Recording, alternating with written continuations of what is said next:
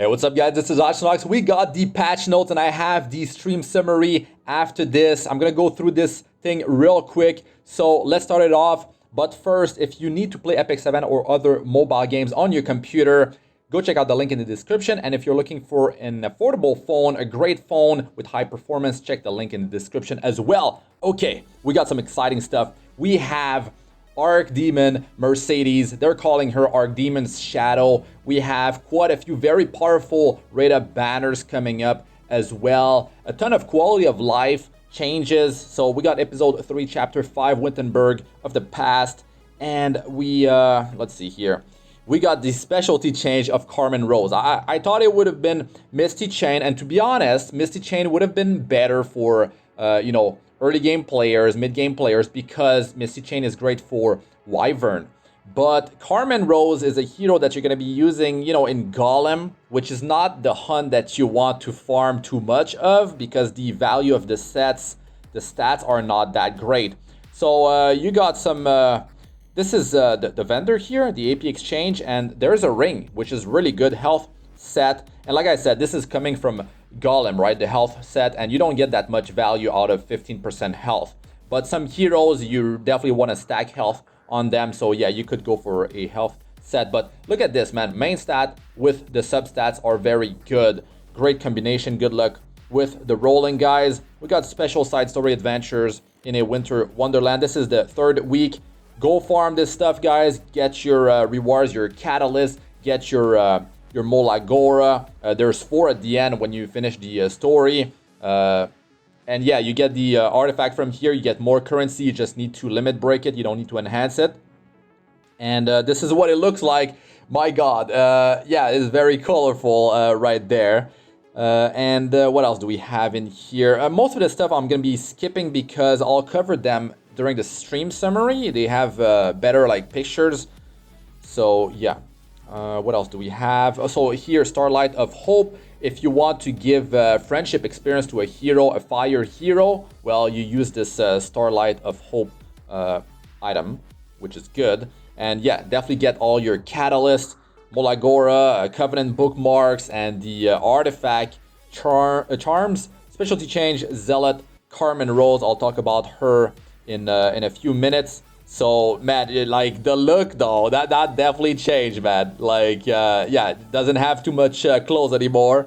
Okay, so I'll talk about her, like I said, in a minute. Let's just go through this thing here. Unfortunately, we don't know what we need to do for the specialty change. So we're going to have to wait for data mine tomorrow, or I'll cover that, you know, later on. And I'll definitely be building her, right? I have her 6-star, 15 skill ups already on my 3rd account on the Europe server. So I'll definitely be showcasing her. My God, the amount of runes and currency they have on this test account, though, is next level.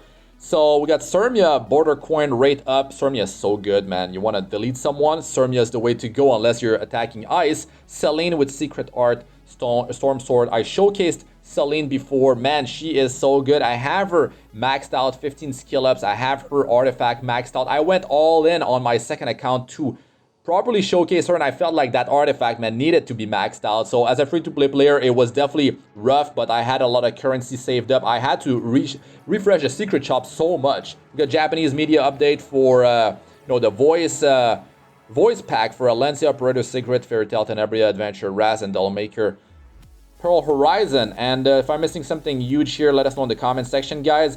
Got the quality of life change, one of them that is really cool. Next difficulty button, man. Wow, this is gonna save some time, you know, some presses. So that's always good. And yeah, let's move on to the stream summary. And now for the stream summary, we got this 3rd week of this side story adventures in the Winter Wonderland, super colorful area, and I need to grind this, man, on my 4 account. My God, I still need to get a bunch of event currency for the first 2 weeks as well. Man, the designs of these levels, man, they are great. And to be honest, I'm late in the story. That's unfortunate. I definitely need to get on top of that. It's just my time is quite limited. So we got that new ring. It's in Korean here. I talked about it previously during the patch notes. We got Sirmia here with border coin. Here's your chance if you still don't have her. If you always wanted Sirmia, great hero. And we have Selene as well coming up right after the patch, the update. So we have this this new quality of life go-to side story, and this is definitely gonna be saving time. You know, these little changes are very welcome, and when I'm playing like 4 accounts, man, these things, I love this. The next difficulty button in side story, a very welcome change. My god, like the amount of time, like, you guys know about this stuff, right? Having it there is definitely gonna save time. So use core to craft charms. Very cool stuff here. We can do, on the left side, you can see which one we can craft. There's like equipment charm, accessory charm, and most of the time you're gonna do equipment charm, but still, you know, yeah, I would make all of them, really. You can do once per week, 4 times, and I have a lot of like hit set cores, really, that I can use for this, so that's great. Definitely another welcome change. So we got Vivian drop rate up. Finally, man, I don't have Vivian across my 4 account. I have to get her. I have to get her, and I'll try to get her on account number 1. I've been saving my Sky Stones, my gold, secret shop refresh. Here, I'm coming. I'm coming for you, Garo, or whatever his name is, how to pronounce it. Drop rate up for Alencia. I mean, she's an amazing bruiser, guys. Like, if you like the bruiser playstyle, she's definitely sort of like a must-get if you are into PvP. So save your Covenant Bookmarks, save your Sky Stones, save your gold, do your secret shop refreshes. You can't just pull for everything, man. If you're a low spender, free-to-play player, you're not gonna get everything. So you have to figure out what playstyle is the right one for you, and, you know, do the right decisions. Be smart about it, really. Limited heroes, you know, it's hard to pass on them because they come once a year. So yeah, Fairy Tale Tenebria, her banner is gonna end, and if you went for her, you guys probably don't have too many Covenant Bookmarks left, and I'm sort of like in the same boat on some accounts. So yeah, new side story, Memories of the Remorseful. This is gonna be for Alencia. It's not right away, but it's gonna be after this 3-week side story. And we got, here she is, man, Archdemon's Shadow, Archdemon Mercedes. Yeah, I mean, since she's here, right? Straz is gonna show up one day. So yeah, let us know what you guys think about that. How long you think that will take? Hopefully it's not gonna take 2 years. And we have Crescent Moon Rin right here with her, and I'll talk about her real soon. You can see the rotation starting on the 21st of January. And we got, this is how to memory imprint her. Yeah, that's kind of weird. That's kind of weird. I don't personally care because I'm a free-to-play player, but players that are like, they spend a lot of money, right? Whales, Dolphins, like, yeah, I mean, using Unknown Slate and buying extra Archdemon Mercedes, Archdemon's Shadow. I'm calling her Archdemon Mercedes, right? You guys understand. So from March, the 1st of March, she's gonna be there in the coin shop for 40 Galaxy coins, right? Galaxy coins is not something that most players are gonna have. You know, you need duplicate of Moonlight Heroes, but yeah, it can be purchased once a month. So starting on the 1st of March, that means she's gonna be there permanently. That's my understanding. So that means you could be saving your Galaxy coins, and over time, after, you know, it depends if you're spending money or not, it depends on your luck, you could just get her if you like, you know, the playstyle, because that hero is not gonna be for everyone, of course. So yeah, let us know what you guys think about that. This is not a hero that you can just use Mercedes. You know, there's that shard that you can use from the story to memory imprint Mercedes, and I use that for Celestial Mercedes to triple S her on a few accounts, and yeah, you can't do that. So this is the preview of Fallen Cecilia, the epic skin from Master League and higher in World Arena, RTA. And it's looking good, man. I like it. I like it. She actually has like armor on. Yeah, I can't wait to see the final result. Definitely excited about that. And Fallen Cecilia, one of the most picked hero, you know, in RTA for a reason, because she's OP. Let's not lie to each other here. So Zealot, Carmainerose. Okay, let's look at this this hero here. If you've never used her, well, she's very good in Golem. Golem, not a place that you want to farm. You're going to be farming the other hunts most of the time. Well, you should be farming the other hunts most of the time because of the value of the sets in Golem are not great. But yeah. So here's her skill number 3. What is changing here is that you are making the target unable to be buffed for 2 turns. That's pretty powerful, and you need that for Golem. She's gonna destroy that place. And for Earth Expedition, you know, PvE content, she's gonna be great. But from what I remember, the morale from Carmainerose is not great when it comes down to Labyrinth and Raid, of course. So that's unfortunate. But her kit is very, very strong. The issue with this hero is that the stats, the base stats, the health is so low. It's not even 4,000, but she's going to be over 4,000 finally because of the runes that she gets.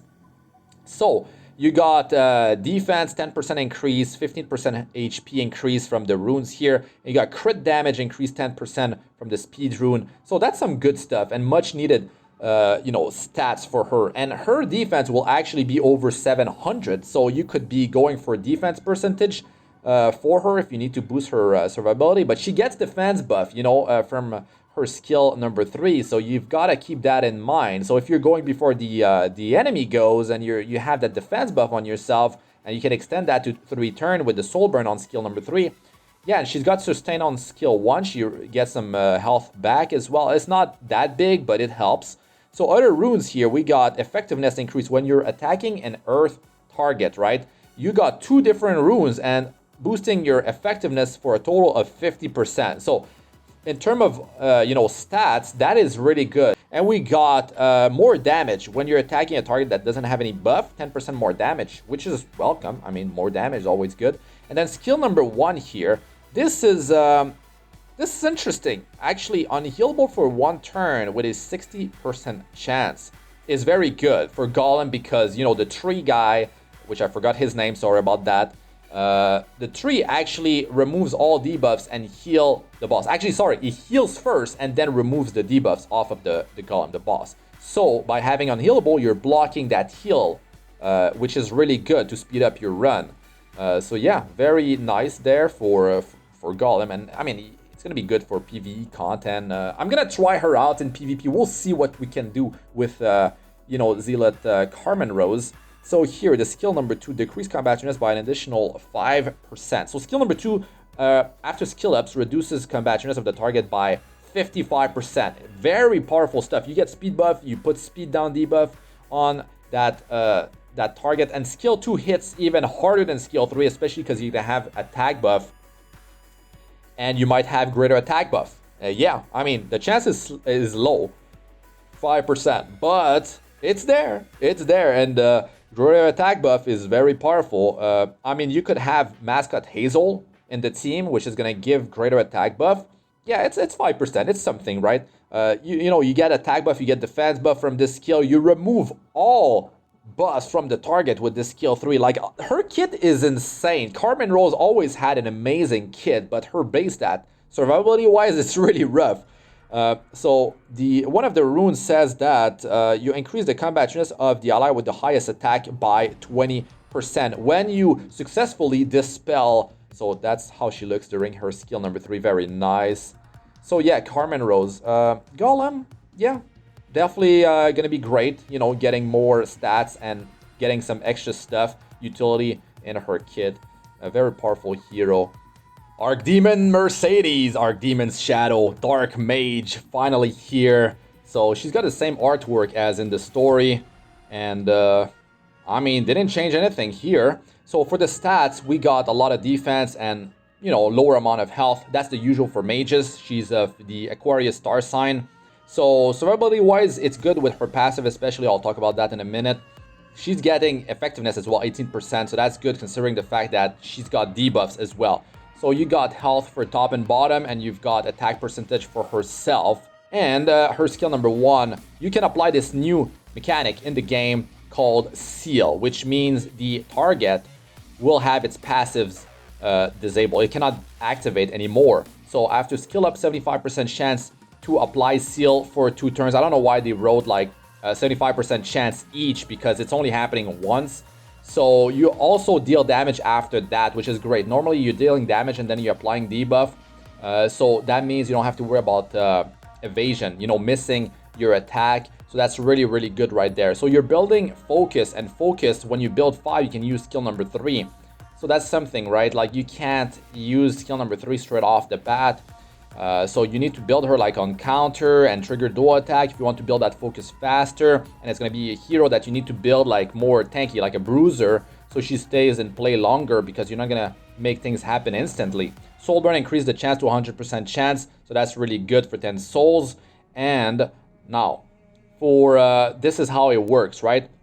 She applied the seal and then she deals the damage. You can see the barrier on Tempest Siren here. After the damage, like, she didn't even lose the barrier. She still has it. So the damage is on the lower side. They didn't build her with crit. She has over 13,000 health. So she's built like a, sort of like a bruiser. I mean, 13,000 is not that much health, really, unless she has like high defense. But then if she gets defense broken, ouch. Skill number 2 is a passive. Decreased damage suffered from a critical hit by 30% after skill ups. So this is really powerful. This is like LQC, Little Queen Charlotte. So great for boosting her survivability. And when more than one damage reduction effect is granted, only the strongest effect is applied. Of course, after using Touch of Chaos, has 35% chance to activate Burst. The chance is doubled when the target is sealed, when you have the seal debuff. So you're going to be able to use skill 1, and then it's going to trigger this passive, this Burst as well. Like, this is really strong. This attacks everyone, a 60% chance to decrease hit chance for 1 turn before increasing the caster's combat units by 25%. So she's going to be able to cycle faster. This is luck based if you don't have the seal applied, because you got 15% innate resist to kick in, or you didn't soul burn, it didn't trigger, so that's unfortunate. And the chance is only going to be, 35%. Attacks all though. So, Abyssal Crown is going to be really dangerous. She's a mage. Syra Ren, Elis Violence is going to be really annoying with this hero, especially because of her skill number 3. It's an AoE attack, which I'll talk about in a second. So here you can see once again, so she's using skill 1, and then boom, the skill 2, that thing, what is called again, triggered the burst. And then you can see the decreased hit chance got applied. The damage is on the lower side once again. It's definitely about this burn debuff. Those burn debuffs, because it's going to be 2 burns if it doesn't get resisted, of course. So you can build her with high attack and, balance of health and defense. And for the boots, I don't know, you go like speed main stats, I guess, because you need to have her cycle pretty fast. But then you probably want her, like, if you're trying to boost her survivability, if you have her on like on a counter set, if you have like speed main stat boots, like, where are you gonna get your survivability? Like, you need to get it somewhere, right? And then in PvP, if you build defense, then if you don't have immunity, defense break, boom, that defense, man, you're losing a lot of value there, 70% less. So this attacks everyone, and then 100% chance after skill ups to inflict 2 burns effect for 2 turns.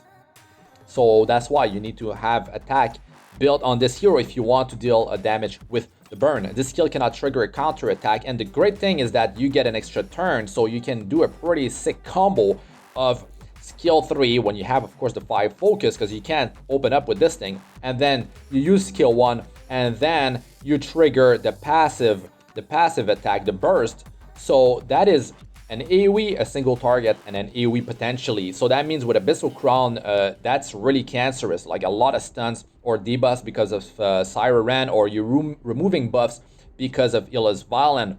So it's interesting. You're getting 5 souls out of this skill as well, and she's gonna be really hard to build, guys. Like really hard. Because I mean, she's just gonna drop like a fly. She's got that passive, right? 30% less damage when she receives a critical hit. So this is going to be good for boosting her survivability. So there is that. The health is on the lowest side though. So you're going to have to worry about if you're building some defense, yeah, try to get that immunity buff to stay on her or something like that. But she's getting an extra turn, so she's going to, get out of that immunity pretty fast. And if your debuffs are not landing, that's another huge problem. So she's not like pure control. She could potentially act as a control hero if you get lucky with your stun. Yes, you do have decreased hit chance debuff, which is going to be boosting your team survivability if it does land.